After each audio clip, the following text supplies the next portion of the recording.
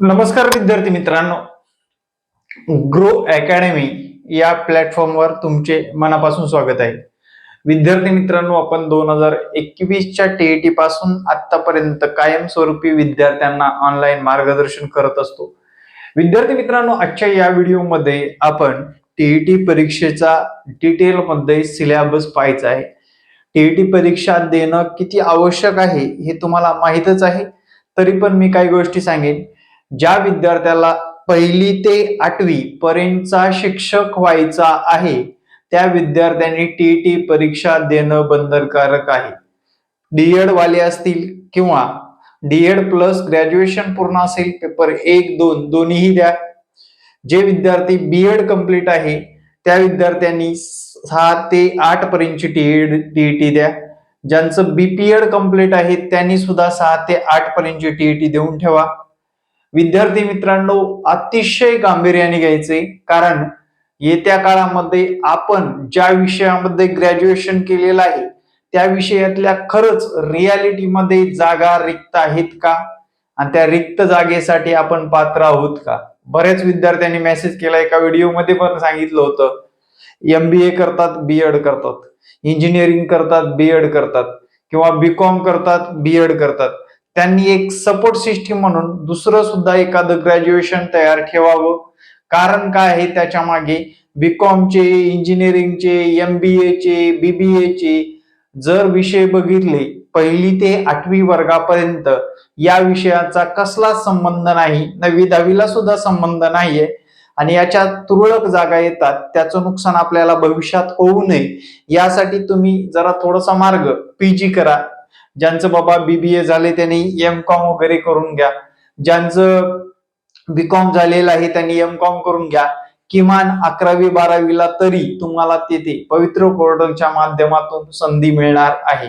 विद्यार्थी मित्रांनो, सगळ्यात महत्वाचं म्हणजे तुम्हाला पात्रता परीक्षा पास करायची. पात्रता मग ती असेल महाटीईटी असेल किंवा सीटीडी एक्झाम असेल, सेंट्रल टीचर एलिजिबिलिटी टेस्ट कोणतीही असली तरी चालेल, पण तुम्हाला पात्रता परीक्षा पात्र करणं खूप आवश्यक आहे. तत्पूर्वी जर हा सिलेबस पाहायचा असेल, डिटेलमध्ये पाहायचा असेल तुम्हाला पीडीएफ स्वरूपामध्ये, माझी टेलिग्रामची लिंक देतो, @H पुंडे सर याच्यावर मी टाकणार आहे. तर तुम्ही येथे सुद्धा सिलेबसची लिंक ओपन करून, टेलिग्रामची लिंक ओपन करून तुम्ही या आपल्या चॅनलवर तुम्ही पीडीएफ स्वरूपात सुद्धा ही पीडीएफ घेऊ शकता किंवा वाचू शकता. आता याच्यामध्ये मी खूप डिटेलमध्ये सिलेबस काढलेला आहे. तुम्हाला कसं वाटतं तुम्ही नक्कीच सांगा. माझं टार्गेट आहे विद्यार्थ्यांना 90 कसे मार्क मिळतील. विद्यार्थ्याला 90 मार्क मिळून येत्या काळामध्ये 90 मार्क प्लस 90 प्लस मार्क मिळवले म्हणजे ती पात्रता परीक्षा पास केलेली आहे. विद्यार्थ्यांनी सेल्फ स्टडी करताना सुद्धा बऱ्याच अडचणी येतात, त्या विद्यार्थ्यांना एक इझी व्हावं म्हणून हा व्हिडिओ बनवत आहे. विद्यार्थी मित्रांनो, पहा, तर पहिला मराठी विषय निवडलेला आहे. फर्स्ट लँग्वेज बरेच विद्यार्थी मराठी ठेवतात आणि शक्यतो महाटीईटी देत असताना तुम्ही मराठी मीडियम मधले असाल तर मराठी लँग्वेज निवडायला विसरू नका, कारण भविष्यामध्ये सुद्धा त्याचा जास्त तुम्हाला फायदा होणार आहे. लक्षात घ्या विद्यार्थी मित्रांनो, मराठी व्याकरण मध्ये 2 भाग पडतात. एक तर मराठी व्याकरण, दुसरा शब्दसंग्रह. आणि थोडक्यात सिलेबस डिझाईन केलाय. हे चॅप्टर जर तुम्ही व्यवस्थितरित्या केलात तर विद्यार्थी मित्रांनो, तुम्हाला या मराठी सारख्या विषयामध्ये 25 गुण मिळवून देणारे, 30 पैकी 25 गुण मिळवून देणारे टॉपिक आहेत. पहा, थोडक्यात सांगतो. शब्दाच्या जाती 3-4 प्रश्न विचारले जातात. त्यानंतर वर्णमाला, संधी, प्रयोग, समास, त्यानंतर वाक्याचे प्रकार, वाक्य शुद्धीकरण, विरामचिन्हे, शुद्ध वाक्य करा, म्हणी, वाक्यप्रचार, विरुद्धार्थी, समानार्थी, शब्दसिद्धी, अलंकार, उतारा किंवा कविता निरीक्षण 3 ते 4 प्रश्न विचारले जाऊ शकतात. व इतर घटकावर, याच्या पलीकडे जाऊन वृत्त असेल किंवा पत्रलेखन असेल, या घटकावर सुद्धा प्रश्न आलेले आहेत. आणि या विषयामध्ये टार्गेट विषय ठेवा मित्रांनो. तुम्हाला या विषयामध्ये जास्तीत जास्त मार्क कसे मिळवता येतील. आपली मायबोली मातृभाषा मराठी असल्यामुळे आपल्याला इथे मार्क मिळवण्याची जबरदस्त संधी आहे.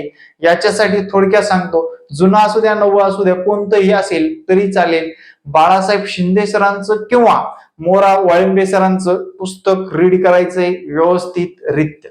ठीक आहे, गॉट इट. चला त्यानंतरचा नेक्स्ट विषय बघा कोणता आहे. तर विद्यार्थी मित्रांनो, ज्याची आपल्याला आतुरतेने भीती वाटते आणि आपण त्या गोष्टीपासून लांब लांब जात असतो. बऱ्याच लोकांचं 10वी पासून या विषयाचा काही एक संबंध नसतो. 10वी झाली, आर्ट मध्ये 11वी 12वी झाली, त्यानंतर डीएड केलं, डीएड नंतर टीईटी द्यायचे, टीईटी पास करायचे, टेट एक्झाम द्यायचे, अशा प्लॅनिंग मध्ये असाल तर मित्रांनो याच्यासाठी या विषयासाठी खूप लागतो तो सराव. आणि याचे सातत्यपूर्ण विचारले जाणारे जे काही प्रश्न असतात किंवा घटक असतात ते मी थोडक्यात रीड करतो. संख्येवरील 4-5 प्रश्न, लसावी मसावी, शेकडेवारी, नफा तोटा, गुणोत्तर प्रमाण, काळकाम वेग, रेल्वे, गणितीय क्रिया, मध्यमान, भूमिती मध्य, चतुर्थ प्रमाण. त्यानंतर संख्या सिरीज, बुद्धिमत्ताचे घटक तुम्हाला टीईटीला सुद्धा विचारले जात असतात. संख्या सिरीज, आकृत्या मापन, वयवारी, आरसा प्रतिमा, कालमापन, घड्याळ, नाते संबंध. आणि भूमितीच्या बाबतीत वर्तुळावरील चौकोन, आयात, त्रिकोण, वृत्तचिती, गोल व इतर उदाहरणे. इतर उदाहरणामध्ये काय विचारू शकतात तर थोडक्यात आलेख वाचन, त्यानंतर तुम्हाला वेन आकृत्यावरील प्रश्न वगैरे वगैरे विचारले जाऊ शकतात. विद्यार्थी मित्रांनो, हे टॉपिक तुम्ही फिक्स करा, या टॉपिकवर जास्त भर द्या. हे टॉपिक मी खूप म्हणजे विद्यार्थ्यांना व्यवस्थितरित्या परीक्षेमध्ये फायदा होईल असे टॉपिक मी निवडलेले आहेत. आणि त्याच्यासाठी जो काही सराव लागतो, आणि तुम्ही विद्यार्थी मित्रांनो आता विचार करू नका, टेट एक्झामचा सुद्धा विचार करूनच येत्या काळामध्ये या विषयाची तयारी करा. अंकगणित आणि बुद्धिमत्ता. सामाजिक शास्त्रवाली काय करतात, इग्नोर करतात. अरे बाबा, सामाजिक शास्त्राचं विज्ञान आणि मॅथ पेक्षा जास्त मेरिट लागतं. त्यामुळे या विषयावर सुद्धा भर देणं आपलं तेवढंच कर्तव्य आहे आणि करणं गरजेचं आहे मित्रांनो. ठीक आहे, त्यानंतरचा विषय आहे विद्यार्थी मित्रांनो, नवीन बॅच सुरू आहे. ज्या विद्यार्थ्यांना हवी आहे त्यांनी मला संपर्क क्रमांकावर संपर्क साधावा. तरी पण इथे संपर्क क्रमांक देतो 9665484048. सातत्यपूर्ण अभ्यास करायचे. मला क्वांटिटी नकोय, क्वालिटी वाले लोक पाहिजे. क्लास लावला म्हणजे सगळं काही झालं नाही. क्लास पण त्याच जोमाने त्या नियोजनानुसार जर अटेंड करता आलं तुम्हाला तर नक्की पास होण्याची हमी सुद्धा आपण देत असतो. ठीक आहे, चला त्यानंतरचा विषय आहे मित्रांनो बाल मानसशास्त्र. कृपया करून तुम्ही जो काही संपर्क क्रमांक दिलाय त्या संपर्क क्रमांकावर व्हॉट्सअपच करावी. 9665484048. परत एकदा देतो. आणि कृपया करून व्हॉट्सअपच करावे, कारण काय होतं माहिती आहे का, दिवसभरामध्ये खूप कॉल करतात लोक आणि त्यांच्या काही समस्या नसतात, तेच समस्याचं उत्तर सांगतात. जर कुठली जास्तीच मेजर समस्या असेल तर कॉल करू राहायला हरकत नाही, पण शक्यतो तुमच्या अडचणी सुद्धा मला मेसेज करून कळवला तरी त्याचा रिप्लाय तुम्हाला मिळून जाणार आहे. विद्यार्थी मित्रांनो, अतिशय महत्वाचा घटक म्हणजे बाल मानसशास्त्र व अध्यापनशास्त्र, ज्याच्यासाठी केला होता अट्टास हा, आणि मेन टॉपिक म्हणजे हा टॉपिक आहे मित्रांनो. हे महत्वाचं आहे आपल्या शिक्षक होण्याच्या दृष्टीने, आणि शिक्षकासाठी ह्या गोष्टी आवश्यक असतात, जे की बाल मानसशास्त्र व अध्यापनशास्त्र.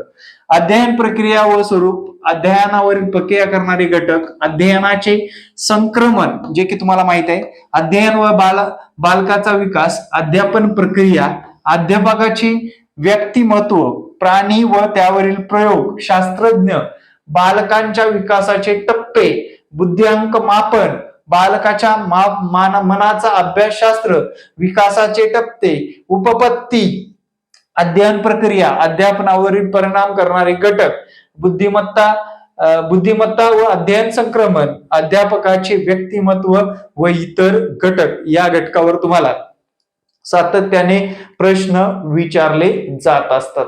विद्यार्थी मित्रांनो, हे आता मराठी बघितला, अंकगणित बघितला, आणि हा जो काही घटक आहे जे की आपल्याला अध्यापन पद्धतीमध्ये अतिशय महत्वाचा असतो, हे सुद्धा तुम्हाला सविस्तर क्लासच्या माध्यमातून शिकवलं जातं.